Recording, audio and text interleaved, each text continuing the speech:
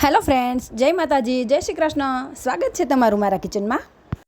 તો ફ્રેન્ડ્સ, આજે આપણે ઘરમાં જ રહેલી વસ્તુમાંથી એકદમ ક્રિસ્પી અને ટેસ્ટી નાસ્તો બનાવીને રેડી કરીશું. અને લોટ બાંધવાની અલગ ટ્રીક અને ઉપરથી સ્પ્રિંકલ કરવાના અલગ મસાલા સાથે આજે આપણે આ નાસ્તાને રેડી કરીશું. તો બહારના અનહાઇજેનિક નાસ્તા લાવવા કરતાં તમે ઘરે બનાવીને આ રીતે એકવાર રેડી કરી લેશો તો 20થી 25 દિવસ સુધી તમે આ નાસ્તાને આરામથી એન્જોય કરી શકો છો. તો આપણે રેસીપી બનાવવાનું ચાલુ કરીએ. તો ફ્રેન્ડ્સ, આજે આપણે આ નાસ્તાને મેંદા વગર ઘઉંના લોટમાંથી બનાવીને રેડી કરીશું. એના માટે મેં અહીંયા ઘઉંનો જે ઝીણો લોટ આવે રોટલી માટેનો તે 3 કપ જેટલો લઈ લીધો છે. હવે આ નાસ્તાને એકદમ સુપર ક્રિસ્પી બનાવવા માટે અહીંયા 3 કપ રોટલીના લોટ સામે પોણા કપ જેટલો ઝીણો રવો એડ કરીશું. અને જો તમારી પાસે જાડો રવો હોય તો તમે તેને મિક્સરમાં ગ્રાઇન્ડ કરીને લઈ શકો છો. અને માપ માટે તમે ઘરની કોઈ પણ એક વાટકી સેટ કરી શકો છો. 3 કપ ઘઉંના લોટ સામે આપણે પોણો કપ જેટલો રવો લેવાનો છે. તો લોટમાં મોણ આપવા માટે અહીંયા હું વઘારિયામાં મોટી 4 ચમચી જેટલું તેલ ગરમ કરવા મૂકી રહી છું. અને આ રીતે ગરમ તેલ કરીને મોણ એડ કરવાથી આપણો નાસ્તો એકદમ અંદરથી સોફ્ટ અને ઉપરથી ક્રિસ્પી બને છે. તેલને આપણે એકદમ સારી રીતે ગરમ કરી લેશું. આપણું તેલ એકદમ સારી રીતે ગરમ થઈ ગયું છે તો આપણે તેને લોટમાં એડ કરી દઈશું. ફ્રેન્ડ્સ, અહીંયા આ સ્ટેપ આપણે બિલકુલ સ્કીપ નથી કરવાનો. આનાથી જ આપણો નાસ્તો એકદમ ક્રિસ્પી બનીને રેડી થશે.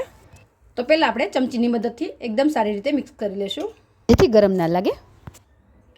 અને હવે હાથેથી આ રીતે એકદમ સારી રીતે મિક્સ કરી લેશું. ફ્રેન્ડ્સ, આ નાસ્તાને તમે મુસાફરીમાં પણ આરામથી લઈ જઈ શકો છો. અને તમે આ નાસ્તો એકવાર બનાવી લેશો તો 20થી 25 દિવસ સુધી આ નાસ્તાને તમે આરામથી એન્જોય કરી શકો છો. અને તમારે ગમે ત્યારે મુસાફરીમાં જવાનું હોય તમે પહેલેથી જ આ નાસ્તાને બનાવીને સ્ટોર કરી શકો છો. તો આપણે લોટમાં મોણને સારી રીતે મિક્સ કરી લીધું છે. આ રીતે મુઠ્ઠી પડતું મોણ દેવાનું છે. તો ફ્રેન્ડ્સ, આપણે લોટમાં એકદમ સારી રીતે મોણ મિક્સ કરી લીધું છે. હવે આપણે તેનો લોટ બાંધીશું. અને લોટ બાંધવા માટે આપણે પહેલાં તેનું પાણી રેડી કરીશું. તો લોટ બાંધવાનું પાણી રેડી કરવા માટે અહીંયા મેં એક વાસણ લઈ લીધું છે. હવે તેમાં એ જ કપના માપથી પાણી લેશું જેનાથી આપણે લોટનું માપ લીધેલું છે. અહીંયા હું 1 કપ કરતાં થોડું વધારે એટલું પાણી એડ કરી રહી છું. અને આપણે આ નાસ્તો બનાવવા માટે લોટને કઠણ બાંધવાનો છે તો આપણે વધારે પાણીનો યુઝ નથી કરવાનો. તો હવે આ પાણીમાં આપણે થોડા મસાલા એડ કરી દઈએ. અહીંયા હું 1 મોટી ચમચી જેટલું જીરું એડ કરી રહી છું. અને 1 ચમચી જેટલા ચીલી ફ્લેક્સ એડ કરી રહી છું. અને 2 ચમચી જેટલા સફેદ તલ એડ કરીશું. અને અડધી ચમચી જેટલા અજમા એડ કરીશું. અને 1/4 ટીસ્પૂન જેટલી હિંગ એડ કરીશું. હવે સ્વાદ પ્રમાણે મીઠું એડ કરીશું. અને બધી જ વસ્તુને એકદમ સારી રીતે મિક્સ કરી લેશું.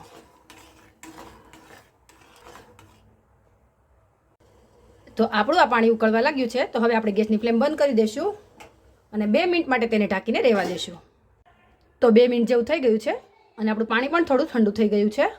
તો હવે તેમાં 2 ચમચી જેટલી કસૂરી મેથી એડ કરીને એકદમ સારી રીતે મિક્સ કરી લેશું. તો આપણું આ પાણી થોડું ઠંડુ થઈ ગયું છે તો હવે આપણે તેનાથી લોટ બાંધી લેશું. તો પાણીને આપણે થોડું થોડું એડ કરતા જઈને એકદમ કઠણ એવો તેનો લોટ બાંધી લેશું. અહીંયા આપણે પાણીને એક સાથે એડ નથી કરી દેવાનું. થોડું થોડું પાણી એડ કરતા જઈને લોટ બાંધીને રેડી કરીશું.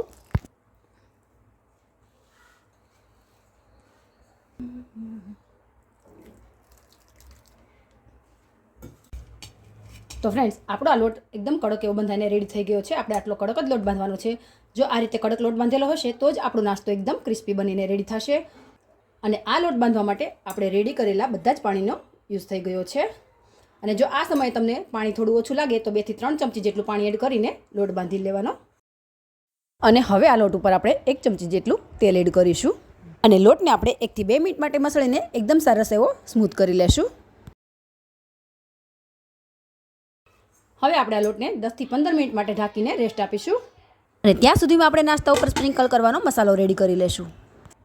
તો ફ્રેન્ડ્સ, આ નાસ્તાને એકદમ ચટપટો બનાવવા માટે એક મિક્સિંગ બાઉલમાં 1 ચમચી જેટલું કશ્મીરી લાલ મરચું પાવડર એડ કરીશું. અને 1 ચમચી જેટલો ચાટ મસાલો એડ કરીશું. અને અડધી ચમચી જેટલો સંચળ પાવડર એડ કરીશું. અને બધી વસ્તુને એકદમ સારી રીતે મિક્સ કરી લેશું. તો નાસ્તા ઉપર સ્પ્રિંકલ કરવા માટેનો આપણો મસાલો રેડી થઈ ગયો છે તો તેને સાઈડ પર રાખી દઈશું. તો આપણે લોટને 10 થી 15 મિનિટ માટે રેસ્ટ આપી દીધો છે. હવે આપણે નાસ્તો બનાવી લેશું. તો નાસ્તો બનાવવા માટે અહીંયા આપણે એક મીડિયમ સાઇઝનો આ રીતનો લુઓ લઈ લઈશું. આ રીતે એક લુઆ રેડી કરી લેશું અને પાટલા ઉપર આ રીતે થોડું તેલ લગાવી લેશું અને આ રીતે લુઓ લઈને તેની મીડિયમ સાઇઝની એવી રોટલી વણીને રેડી કરી લેશું. અહીંયા આપણે આ રોટલી બનાવતી વખતે કોરા લોટનો ઉપયોગ બિલકુલ નથી કરવાનો. હવે આ નાસ્તાને એકદમ પ્રોપર શેપ આપવા માટે આ રીતનું કોઈ પણ કાઠો કે કાંઠાવાળું વાસણ લઈને તેના ઉપર આ રીતે લગાવી દઈશું. સાઈડનો બધો લોટ કાઢી લઈશું.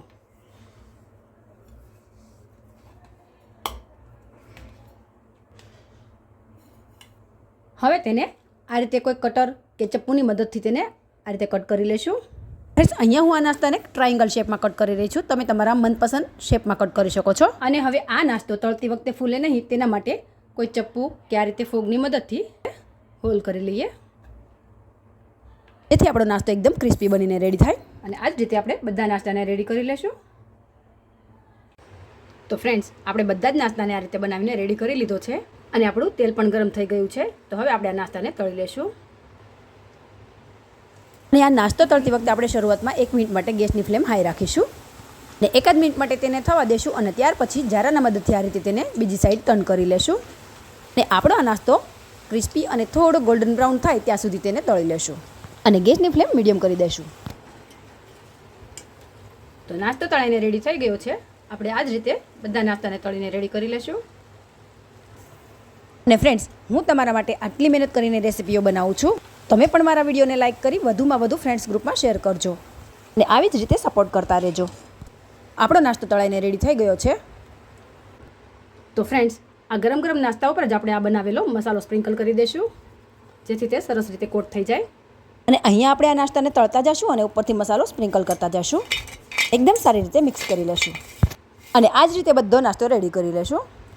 ફ્રેન્ડ્સ, ઘરમાં રહેલી વસ્તુમાંથી જ આપણે ટેસ્ટી અને ક્રિસ્પી નાસ્તો બનાવીને રેડી કરી લીધો છે. તમે પણ આ રેસીપી એકવાર જરૂરથી ટ્રાય કરજો અને તમને આ રેસીપી કેવી લાગી તે મને કમેન્ટમાં જરૂરથી જણાવજો. તો બાય ફ્રેન્ડ્સ, જય માતાજી, જય શ્રી કૃષ્ણ. ફરી મળીશું નવી રેસીપી સાથે. Thanks for watching.